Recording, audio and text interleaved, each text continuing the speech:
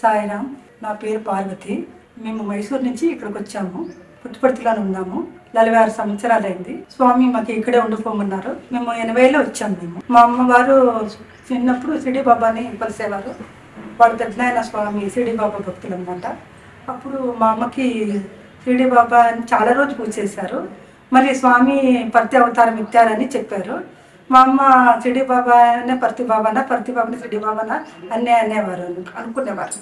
తర్వాత ఫస్ట్ మా అమ్మ చూడడము మైసూరులోనే స్వామిని చూశారు. మళ్ళీ 18 రోజు వెట్పిడిలో మా అమ్మవారు ఉండేవారు.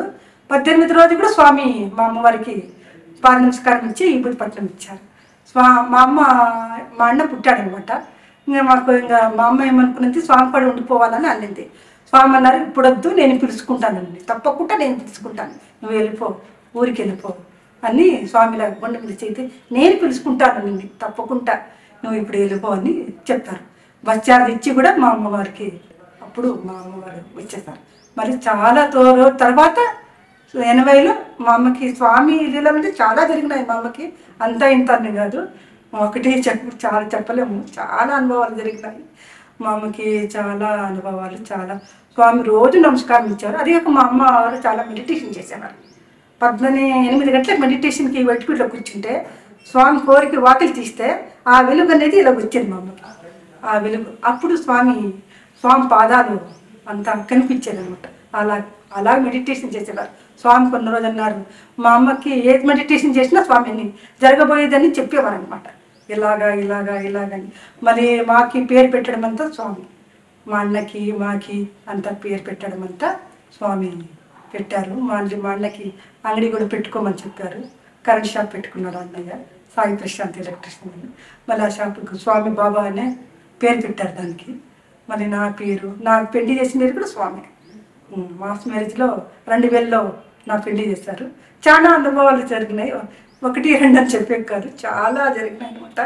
స్వామికి మా అమ్మని లాస్ట్కి పిలిపించుకున్నాను. మాట ఇచ్చాను కదా, తప్పకుండా నువ్వు వెళ్ళు, ఇప్పుడు వెళ్ళు, నీకు బాధ్యతలు ఉన్నాయి, వెళ్ళు అని పంపించేశారు.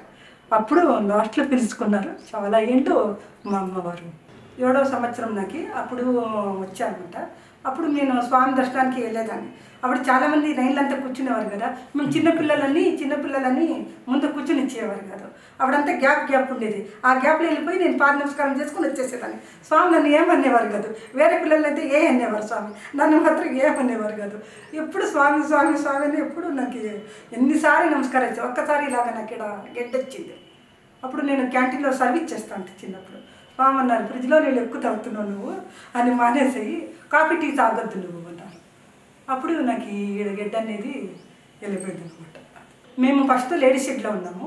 తర్వాత లేడీస్ షెడ్ల తర్వాత 5వ నెంబర్ షెడ్కి వచ్చాము. 5వ నెంబర్ షెడ్ నుంచి అప్పుడు నేను క్యాంటీన్ సర్వీస్కి వెళ్ళేదాన్ని. అప్పుడు చాలా ఏళ్ళు షెడ్లోనే ఉండేవారు మేము. అప్పుడు స్వామి సేవ నేను ఎప్పుడు వెళ్ళేదాన్ని. సేవ, దర్శనము, భజన. స్వామి ఎప్పుడు మా అమ్మకి హెల్త్ బాగుండేది కాదు.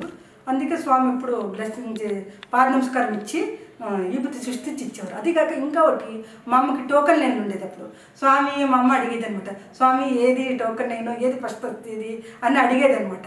స్వామి పలానా నంబర్ చెప్పేవారు, ఈ 9లో కూర్చో నీకు నంబరు, ఈ 9లో కూర్చో నీకు నంబరు ఫస్ట్ వస్తుంది అని చెప్పేవారు స్వామి. అట్లా చాలా ఏళ్ళు మా అమ్మకి ఫస్ట్ లైన్ ఇచ్చారనమాట. నంబర్ ఇచ్చి ఫస్ట్ లైన్ చాలా ఇచ్చారు. మా అమ్మ ఏం సేవ్ చేశారు గారు. మా అమ్మకి చాలా హెల్త్ ప్రాబ్లము. నేను మాత్రం క్యాంటీన్లో సర్వీస్ చేసేదాన్ని. మళ్ళీ స్వామి రోజు మా అమ్మకి ఈబుద్ధి ఇచ్చేవారు. అలాగే మా అమ్మకి చాలా మట్టికి ఆరోగ్యం. సాయిరామ్.